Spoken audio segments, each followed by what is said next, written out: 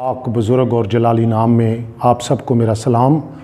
मेरा नाम reverend name John है और मैं खुदावंद का शुक्र अदा करता हूँ और फिर रेवरेंड आरफ इकबाल साहब का, जिन्होंने अपने टीवी के लिए एक्ट्स गॉस्पेल मिनिस्ट्री के लिए मुझे मौका बख्शा कि मैं खुदा का पाक कलाम पेश कर सकूं। तो आइए हम खुदावंद के ज़िंदा पाक कलाम में से आज की तलावत सुने। हम खुदा के पाक कलाम में से हम पढ़ेंगे इस्तिस्ना 28वां बाब और उसकी पहली 2 आयात हम तलावत करेंगे। खुदा के पाक कलाम में इस तरह से लिखा है, और अगर तू खुदावंद अपने खुदा की बात को जाँ फशानी के साथ मान कर उसके इन सब हुक्मों पर जो आज के दिन मैं तुझको देता हूँ एहतियात से अमल करे, तो खुदावंद तेरा खुदा दुनिया की सब कौमों से ज़्यादा तुझको सरफराज करेगा। और अगर तू खुदावंद अपने खुदा की बात सुने तो ये सब बरकतें तुझ पर नाज़िल होंगी और तुझको मिलेंगी। पाक कलाम के पढ़े और सुने जाने पर खुदा की बरकत हो, खुदा का शुक्र हो। खुदा की सारी बरकतें जो हैं ये खुदा की फरमाबरदारी के साथ मंसूब हैं। अगर आप चाहते हैं कि आप खुदा की बरक़ात को हासिल करें तो ये ज़रूरी है कि हम खुदा की फरमाबरदारी करें, और फरमाबरदारी के सिले में ही हमें खुदा अपनी बरकतों से नवाजता है। खुदा के पाक कलाम में लिखा है कि अगर तू जाँ फशानी के साथ, ये शर्त के तौर पर इस्तेमाल हुआ है कि अगर तू जाँ फशानी के साथ खुदा की बात को मानेगा, खुदा के हुक्मों पर अमल करेगा, तो फिर खुदा की बरक़ात जो हैं वो तुझको मिलेंगी।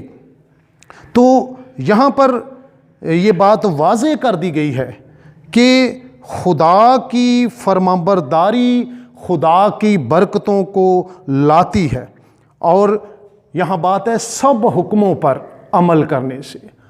आज इंसान को कितने ज़्यादा हुक्मों पर अमल करना पड़ता है।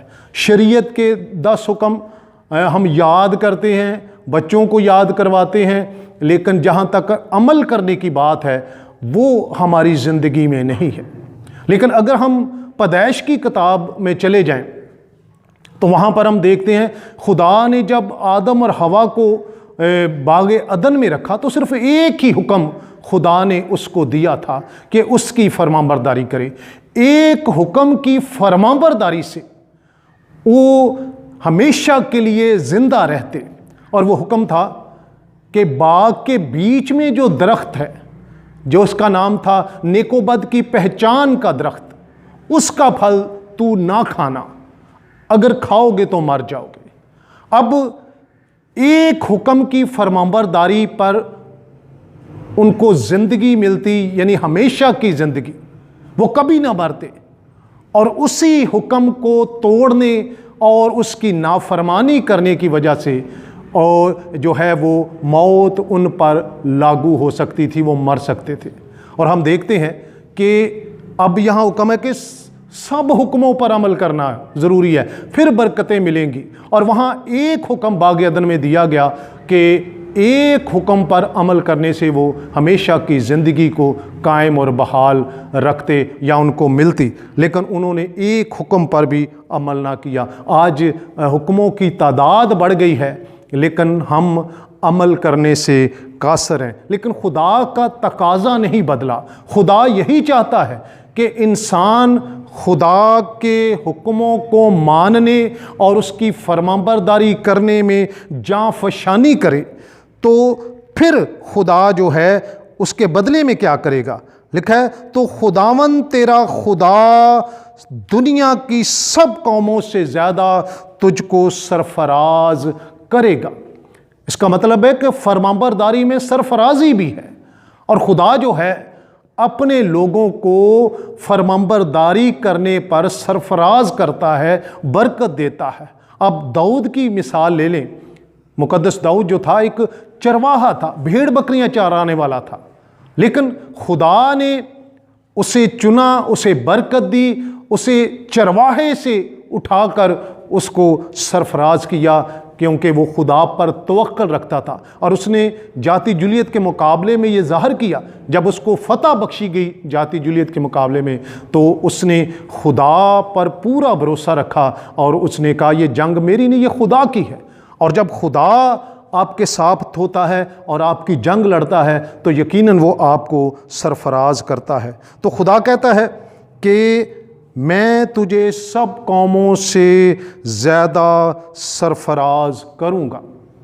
अब बनी इस्राइल कौम को देखें, बारहा अपनी नाफरमानियों के सबब से वो असीरी में भी गए, वो मुश्किलात का शिकार भी रहे, वो काल का शिकार भी रहे, वो आफतों का शिकार भी रहे।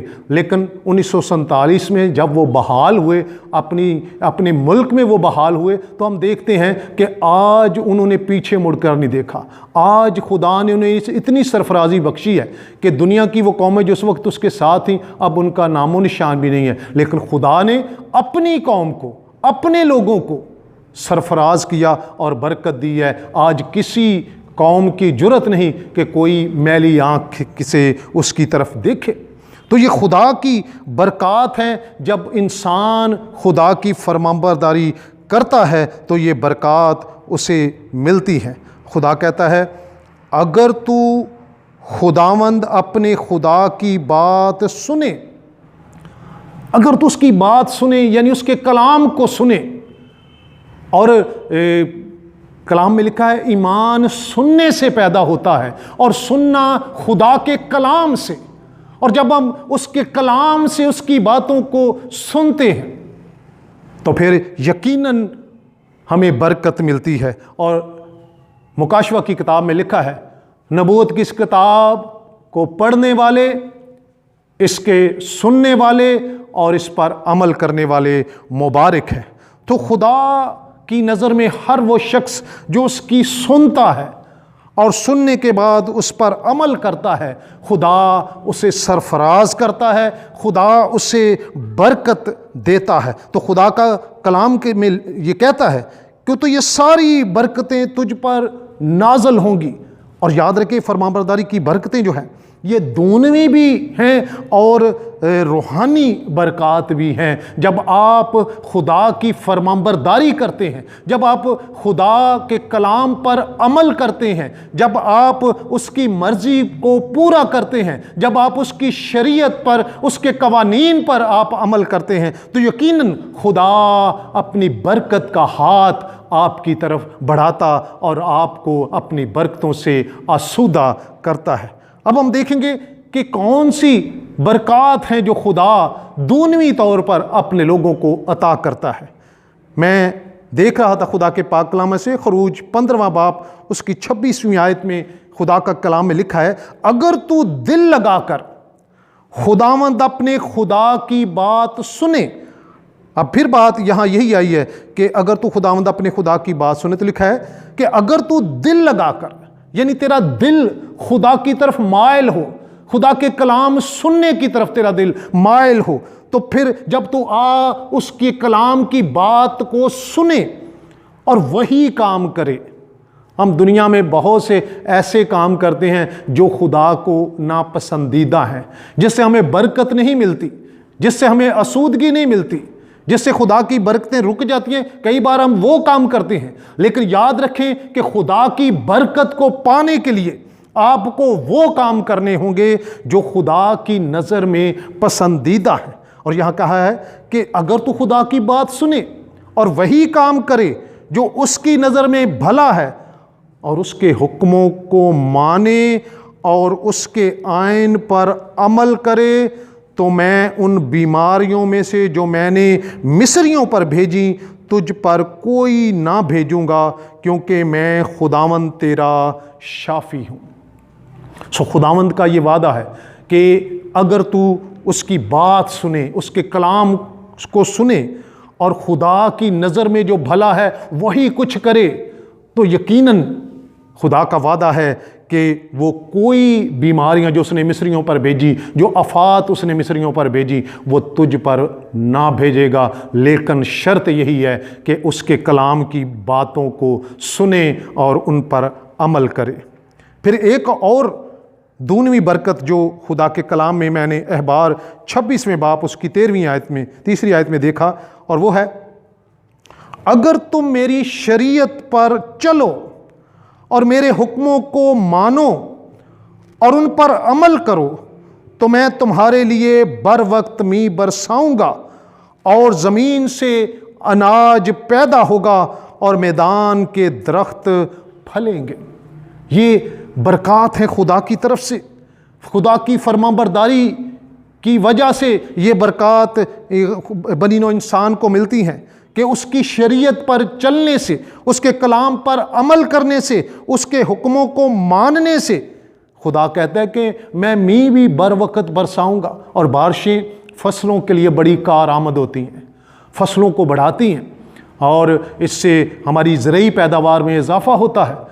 تو اس لیے خدا کا یہ وعدہ ہے کہ فرمانبرداری کی صورت میں یہ برکت جو ہے وہ میں دوں گا کہ تمہارے لیے بر وقت می برساؤں گا اور زمین سے اناج پیدا ہوگا، یعنی تجھے کھانے پینے کی کمی نہ آئے گی۔ خدا کثرت سے اناج پیدا کرے گا برکت کی صورت میں اگر آپ خدا کی فرمانبرداری کرتے ہیں۔